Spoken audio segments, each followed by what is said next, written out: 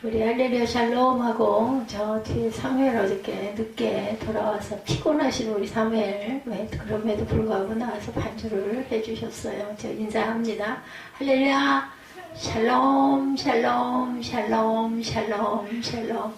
하나님 사랑합니다. 여러분 주 안에서 사랑합니다.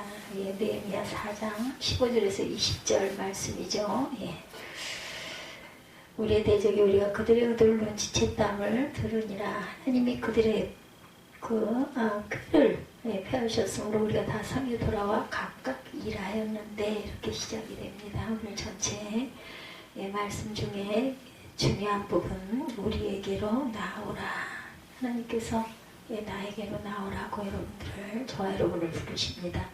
그때로부터 내수와 사람들의 절반은 일하고 절반은 갑옷을 입고 창과 방패와 활을 가졌고, 민장은 백성들의 그 장이겠죠. 유다온 족속의 뒤에 있었고, 성을 건축하는 자와 짐을 나르는 자는 다 각각 한 손으로 일을 하며 한 손에는 병기를 잡았어. 오죽이나 하면 일을 하면서 병기를 잡고 일을 하죠. 예. 건축하는 자는 각각 허리에 칼을 차고 건축하며 나팔 부는 자는 내 곁에 섰었느니라. 내가 귀족들과 민장들과 남은 백성에게 이르기를, 이 공사는 크고 넓음으로 우리가 성에서 떨어져 거리가 먼즉 20절입니다. 너희는 어디서든지 나팔 소리를 듣거든 그리로 모여서 우리에게 나오라. 오늘 제목이기도 하죠. 우리에게 나오라. 우리 하나님이 우리를 위하여 싸우시리라 하였느니라.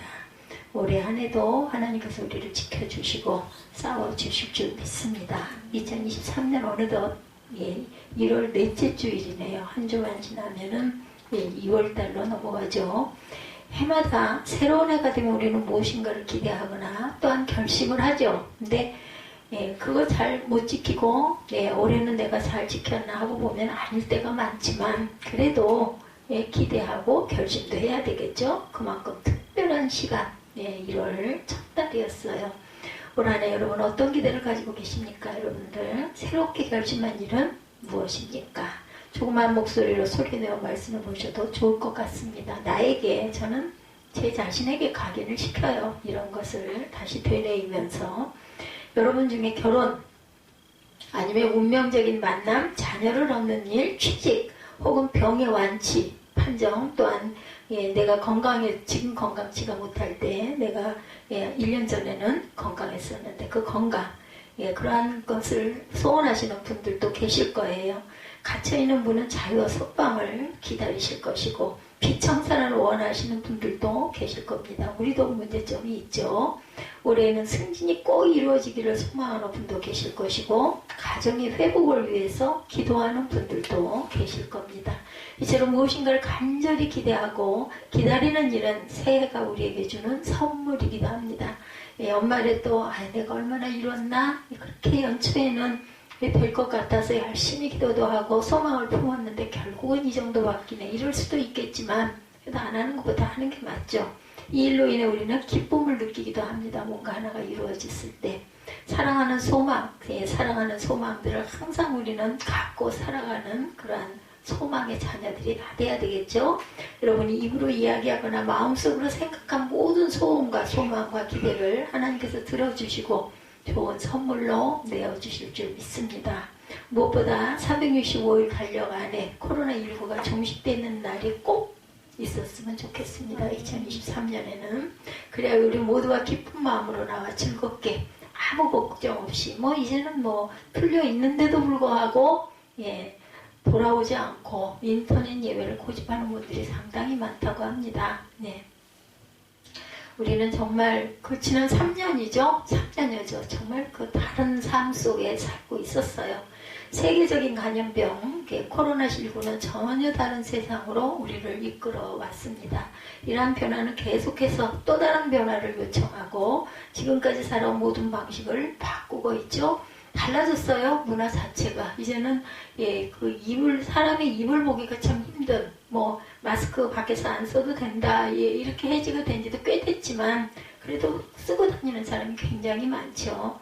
그러다 보니까 예전에 그 얼굴 용모, 그 예쁜 그런 모습들이 이제는 마스크 쓴 모습이 겹쳐져서 보이게 됩니다. 그래서 저는 사람을 잘 못 알아보겠더라고요. 마스크를 딱 쓰고 있으면은 정말 친하고 아는 사람 외에는 그 사람이 누군지 상대방이 나를 아는 척을 해도 저는 모르겠어요. 그래서 제가 사람들을 잘 못 알아보는 것 같아요. 인사를 하면 그냥 같이 인사를 하면서 나중에 두고두고 저 사람은 어디서 봤더라 계속 생각해도 모르겠더라고요. 신앙의 차원에도 많은 변화들이 있습니다. 예, 교회 문이 닫히는 경험 참 처음이라고 하네요. 예, 교회가 세워진 이래로 교회 문이 이런 일로 인해서 닫혀진 일은 처음이다. 그래서 예, 교회 문, 예, 기도문을 적고 가시거나 문에 문짝에다가 국에 닫힌 예배당 문을 바라보며 울고 기도하는 분들도 계셨다고 그러죠. 어떤 분들은 예배당 주위를 빙빙 돌고 예, 주변을 돌면서 과거와는 완전히 다른 방법으로 성경 공부, 친교, 봉사, 선교의 일들을 감당해야만 했다고 합니다. 또한 찬양대원 모두가 함께 서지 못하고 몇 분의 독창자들만 참석하셔서 예배하는 경험도 예, 여전히 하고 있는 분들도 계십니다. 모든 것이 멈춰 선 것만 같은 경험. 예, 그것이 바로 우리 이 시대의 2023년 새해가 됐는데도 여전히 예, 그런 것들 속에서 우리가 경험을 하면서 가고 있어요.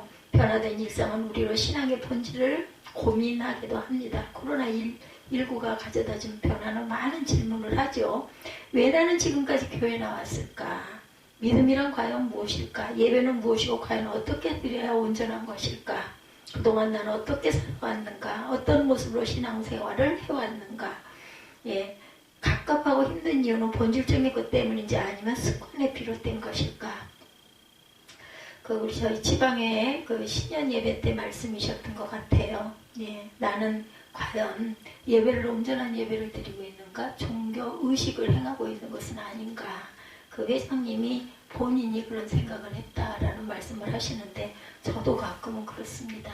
예, 홀로 예배 드릴 때가 많잖아요. 그러다 보면 예, 유튜브에 올리느라고 촬영하려고 그 목적으로 내가 예배를 드리고 있는 것은 아닌가. 그럼 이렇게 하지 않는 게 맞는 건 아닌가. 이런 갈등을 많이 했어요.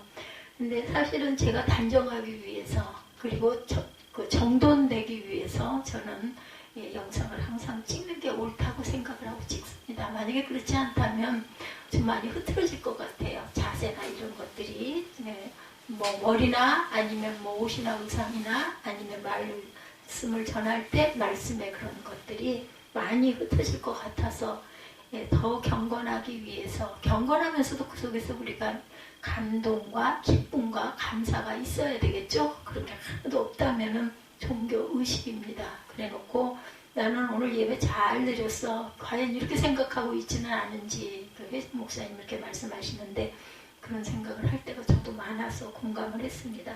이렇게 여러 질문을 스스로에게 던지는 가운데 우리 안에는 본질로 돌아가려는 동기부여가 일어나야 합니다. 관리와 습관에 젖었던 지난날의 삶을 돌아보면서 과연 무엇이 본질인지 내가 왜 예배를 드리는지 신앙과 예배함의 의미란 어떤 것인지를 묻는 질문 앞에 우리가 서 있기도 하죠.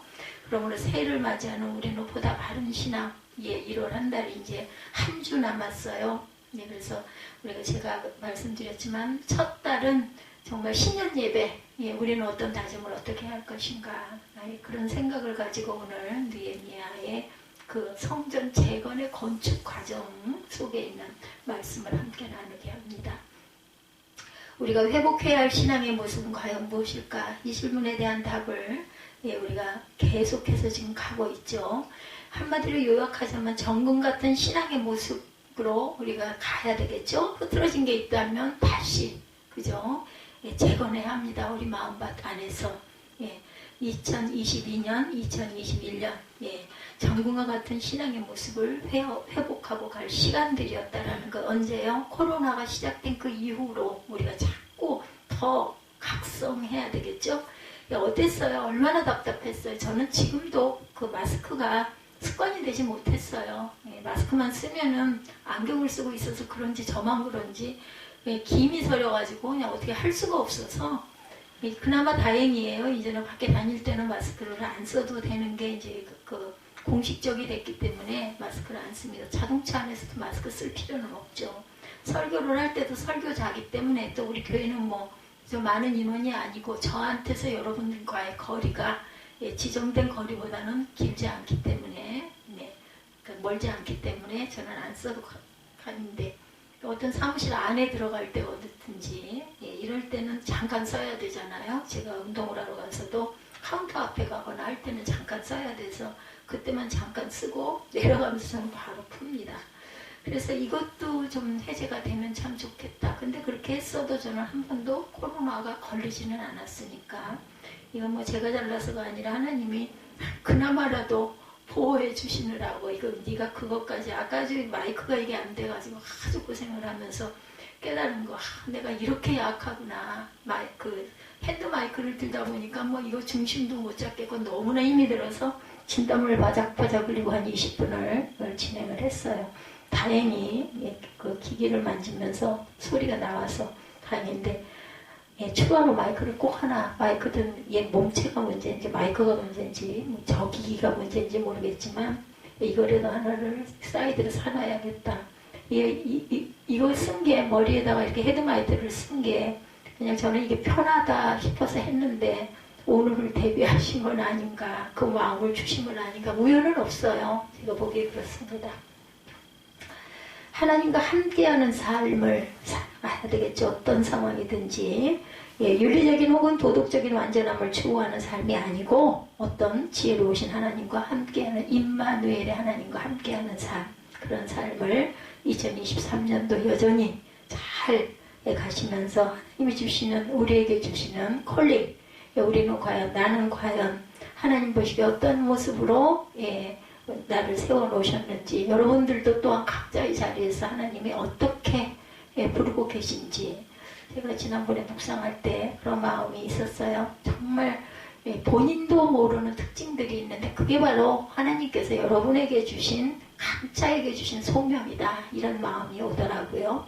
어린 날부터 제가 잘했던 건 말하기를 좋아했고, 그리고 노래하기 좋아했고, 이런 모든 게 몰랐죠. 그때 정말 몰랐습니다.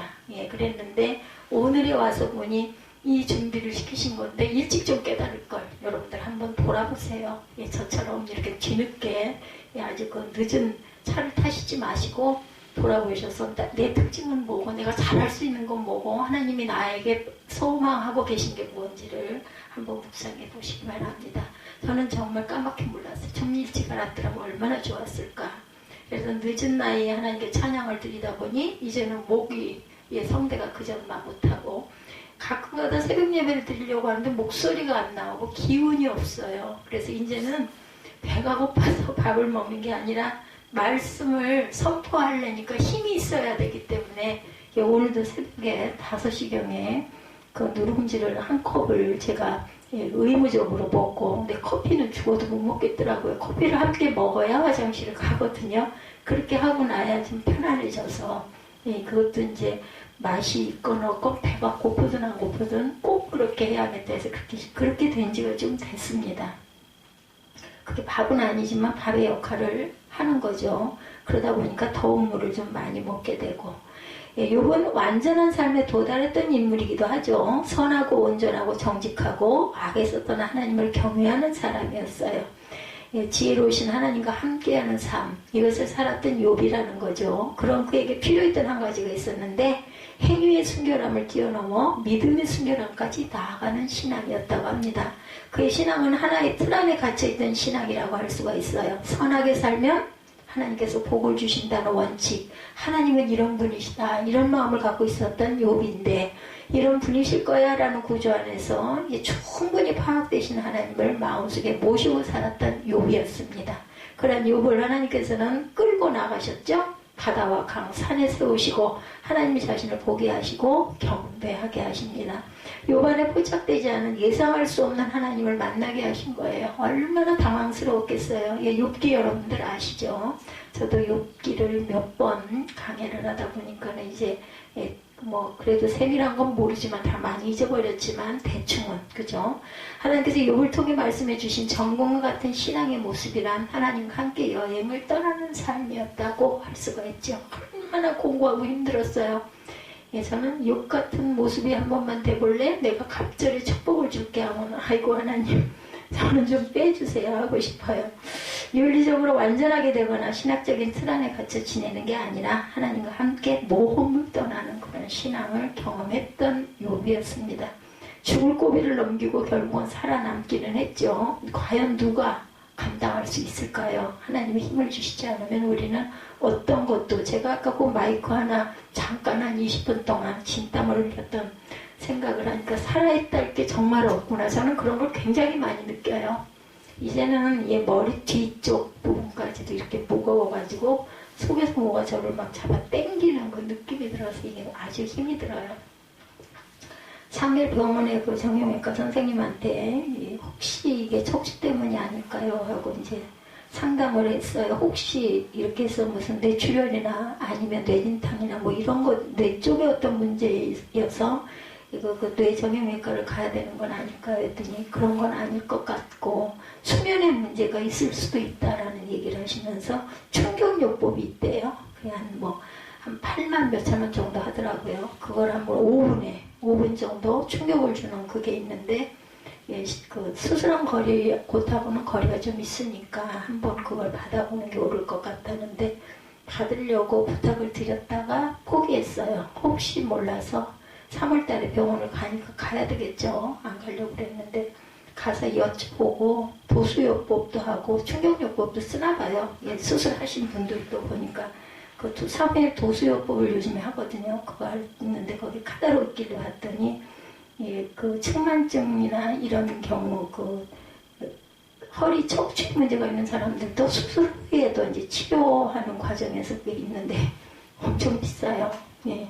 근데 저 같은 경우에는 100% 실비가 되지를 않기 때문에 그건 아마 해당도 안 될 것 같고, 솔직히 말해서 위험할 수도 있다라는 것보다는 비용의 부담이 있어서 한 번이나 받는다고 뭐가 좀 나아질까, 또 위험성도 있는 부분도 있기도 해서 제가 그만뒀는데, 사람이 정말 살았다할 게 없구나. 작은 부분 하나가 이렇게 문제가 돼도 그런데 제가 달리 1급이겠습니까? 이런 것들이 있으니까 1급이고, 저보다 정말 팔을 하나도 없어서 못 쓰시는 분들도 1급이고 걷지를 못하시는 분들도 1급이고, 저 같은 경우는 남이 보기에는, 겉으로 보기에는 멀쩡해 보이는데도 1급이고, 그러니 내면적으로 이런 게 없으면 1급이겠나, 제가 이렇게 그냥 마음으로 그냥 결론을 내렸어요.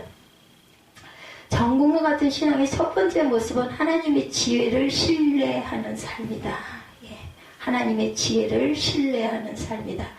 이해하기 어려운 시간을 통과할 때가 우리는 있어요. 이렇게 누가 알았겠습니까? 오늘 제가 이럴지. 억울함을 당하기도 하고 이유 없는 고난을 당하기도 하죠. 여러분들도 가끔은 아유 정말 억울해, 나는 왜 이래, 이런 생각을 하실 거예요. 내 환경은 도대체 언제쯤이나 편해질까, 그죠? 좀처럼 알 수 없는 삶의 단계들을 경험하는 순간 우리는 스스로에게도 질문을 하게 됩니다. 하나님은 어떤 분이신가? 도대체 그분은 어떤 분이실까? 나는 과연 5년 후에는, 10년 후에는 어떻게 되겠을까? 이때 우리는 한 가지를 생각할 필요가 있는데, 하나님 그분은 나보다 지혜로우시고 능력이 많으시고 전지전능하시죠. 모든 것을 알고 계시고 지금도 온 세상을 공의로 다스리시고 지배하고 계신다는 사실, 하나님의 지혜는 모든 것을 덮고도 남으신다는 믿음, 그죠? 여기 앉아 계신 분들은 아마 다 그 믿음은 있으실 거예요. 일까 아닐까? 예, 그런 요즘에 청소년들 하나님 난 본 적이 없기 때문에 예, 확실하게 있다라고 믿을 수가 없어, 이런 단계는 아니실 거라고 생각합니다. 고난 가운데서도 하나님을 신뢰하는 삶이 중요하다라는 거죠. 하나님의 지혜는 모든 것을 덮고도 남으신다는 그 믿음 속에서 고난 가운데서도 하나님을 신뢰하는 삶이 중요하다. 한 걸음 더 나아가 이해할 수 없는 하나님을 경험할 때 우리는 다음의 사실도 기억해야 합니다. 고난을 허용하신 하나님은 자신의 아들을 내어주시기까지 나를 지극히 사랑하셨고, 나를 위하여 십자가에서 목숨을 내어주신 그분의 부활의 소망 또한 우리에게 주셨다. 그래서 우리가 부활신앙, 부활생명을 갖고 있죠. 나보다 크신 하나님께서 자신의 몸과 생명을 아끼지 아니하시고 내어주셨다는 사실을 믿는 믿음, 이 믿음을 따라 전공과 같은 신앙의 단계로 나아가는 소망의 2023년 되시기를 주님의 이름으로 축복합니다. 두 번째, 전공과 같은 신앙의 두 번째 모습은 하나님의 약속을 신실하게 믿는 삶입니다. 물론 하나님은 예측하기 어려운 분이시죠. 때로는 보이지 않게 그분의 뜻을 이루시기도 합니다. 그러나 대부분의 경우 하나님의 뜻은 자연 만물의 질서 속에 이미 드러나 있는데 우리가 깨달지 못하고 있는 것이 너무나 많다. 아까 말씀드린 대로 제가 이제 이 나이가 돼서야 뭐 지금도 모르는 거 투성이고 한순간 이후에 일 내가 어떻게 될지 몰라요. 그리고 정말 요즘에는 내가 내일 아침에 눈을 온전하게 뜰까? 이 생각을 밤에 요즘에는 아예 우리 사무엘 가는 그 병원의 그 신경외과 의사 선생님의 말씀처럼 모든 것을 다 끊고 뭐 듣고 뭐 이런 것도 안 하고 음악도 모든 거 다 끄고 딱 누워서 잠이 안 와도 잠을 자려는 노력을 해야 된다라는 얘기를 요즘에 실천을 하고 있습니다. 기도하죠. 마음으로 내일 아침에 내가 온전하게 눈을 뜰 수 있을까? 눈 뜨게 해주옵소서. 그렇게 기도하지는 않습니다. 뜰 수 있을까? 나는 주변을 정리는 하고 있나? 이런 생각을 하죠. 성경과 예언자 그리고 예수 그리스도의 말씀을 통해서 그분의 약속을 분명하게 보여주시는데도 불구하고 저는 몰랐다라는 거죠. 얼마나 미련하면 여러분들 하나님의 뜻이 과연 어디 계실까? 이걸 하나님께 조용하게 눈 감고 주무시려고 할 때 꼭 여쭤보시기 바랍니다. 그리고 어느 순간 마음에 왔을 때 이게 맞을까? 이 생각도 한번 해보시기 바랍니다. 우리가 이 사실을 믿고 하나님의 약속 안으로 나아가는 것이 아주 중요하다. 하나님의 뜻을 몰라서 그분의 복을 누리지 못하는 게 아니고 우리가 그분의 약속을 믿지 않고 약속대로 살지 않았기 때문이다. 저는 이런 부분이 잘못됐던 아주 대표적인 사람입니다. 그러므로 정금 같은 신앙의 모습이란 하나님께서 우리에게 약속하신 바를 믿고 의지하며 나아가는 삶이다. 특별히 우리의 가정이 하나님의 약속을 붙잡고 요구하심을 따라 나가서 번영할 수 있기를 주의 은혜로 축복합니다. 하나님의 명령을 신실하게 따라가는 그 길에 번성케 하시는 하나님의 축복이 꼭 있다라는 거 잊지 마시기 바랍니다. 소망 중에 계신 하나님께서 하나님의 말씀을 붙잡고 이것을 삶으로 실천하고 복을 누리는 한 해 한 해가 되시기를 주님께서는 원하고 계신다라는 것.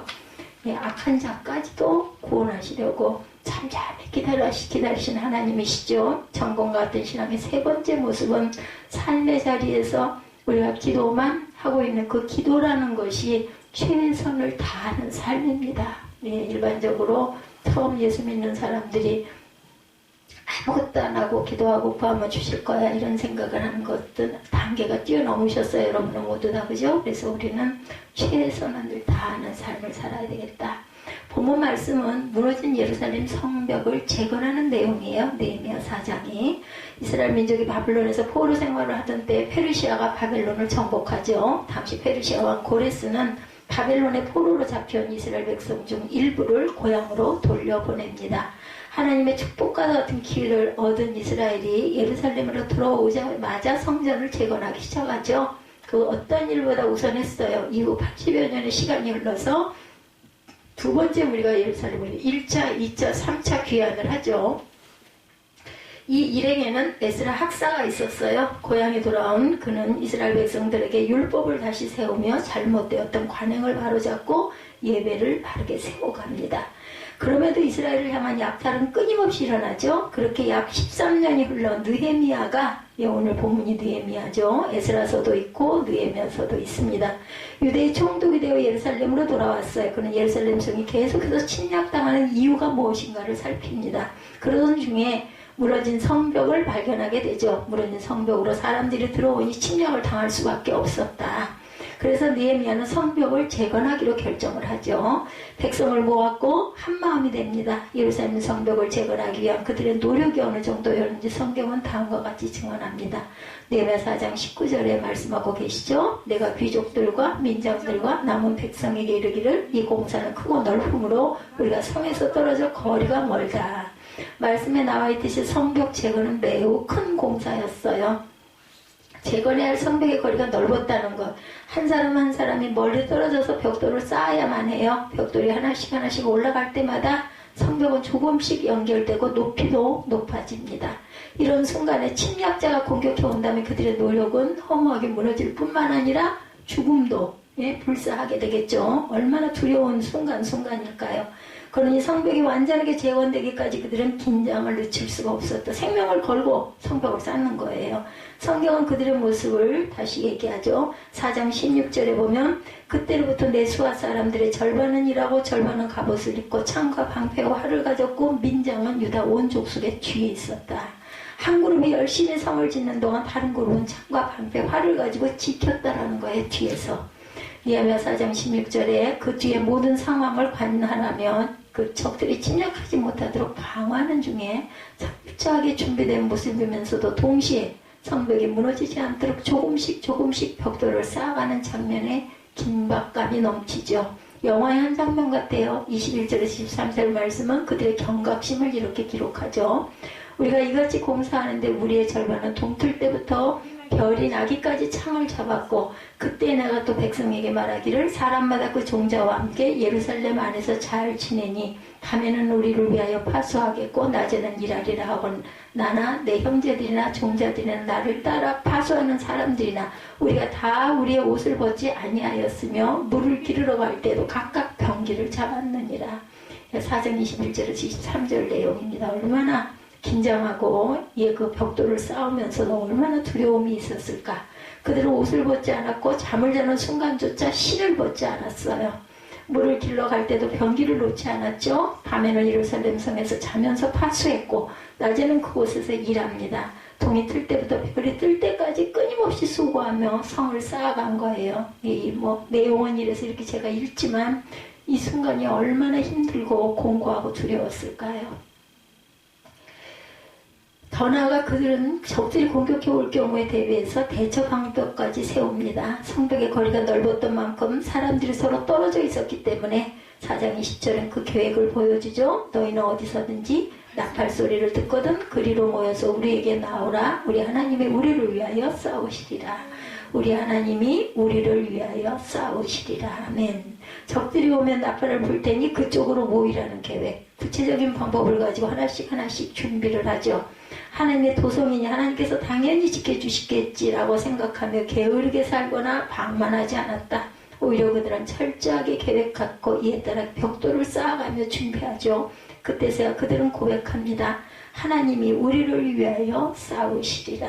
이 말씀이 참으로 감동적이지 않습니까? 해야 할 일은 정작 하지 않으면서 기도만 하면 된다고 생각하는 분들이 우리 주변에 꽤 있죠. 예, 그건 하나의 샤머니즘이에요. 우리가 최선의 노력을 다하되 어떻게 하면서 기도해서 지혜를 구하면서 해야 되겠죠. 그 모습이 더 큰 신앙인데 주장하는 분도 있습니다. 코로나19 상황을 보면 기도만 하면 코로나19를 극복할 수 있다고 믿는 분들이 꽤 있었다고 그러죠. 그러나 기도만으로 충분치 않다는 사실을 우리는 이미 경험했어요. 코로나19가 속히 종식되기를 열심히 기도하는 일도 중요하지만 거리두기를 실천하고 위생수칙도 지키고 그것을 우리가 스스로 몸으로 몸소 체험을 하죠. 이러한 모습을 통해 우리는 하나님의 도우심을 요청할 수가 있었어요. 그러므로 정금 같은 신앙의 모습이란 현실을 무시하거나 망각하는 태도가 결코 아니다. 현실을 제대로 판단하고 진단해서 전략을 세우고 최선을 다해 움직이며 대처해야만 한다는 것. 그리고 하나님께 도움을 구하는 모습, 이것이야말로 정금과 같은 신앙입니다. 하나님 우리를 지켜주신다는 믿음 앞에 우리의 삶도 반드시 따라야 한다는 거죠. 이는 사업이나 가정을 이루어가거나 시험을 준비하고 계획한 일 모두에게 동일하게 적용됩니다. 현실에서 대책을 강구하며 하나님과 함께 준비할 때 우리는 하나님과 동역할 수 있다는 것 잊지 마시기 바랍니다. 우리가 성벽을 굳게 세우고 성을 지키는 일에 힘쓴다면 하나님께서 우리를 위해 일해 주시고 전쟁의 승리를 안겨 주실 것이라는 것. 한 해 동안 여러분들 우리 새벽교회 특별히 어려운 가운데 있는 한국교회를 위해서 여러분의 자리에서 성벽을 쌓아주시기 바랍니다. 그 자리가 너무 넓어 서로가 보이지 않을지라도 한 사람 한 사람이 성벽을 쌓아간다면 우리 모두가 아름다운 성벽을 만들어낼 줄로 압니다. 서로 연결된 모습으로 지내시다가 나팔을 불면 나와주시기도 하셔야겠죠. 신호가 있을 때 함께 모여 서로 격려하고 싸움에 임하기도 해야겠죠. 그럴 때 우리는 말할 수 있어요. 하나님께서 우리를 도우실 것입니다. 2023년 한 해 삶의 자리에서 최선을 다하는 정금과 같은 믿음으로 살아가시기를 주님께서 우리에게 요청하고 계신다라는 것, 이 믿음을 잃지 않는 저와 여러분들이 되시기를 주님의 이름으로 축복합니다.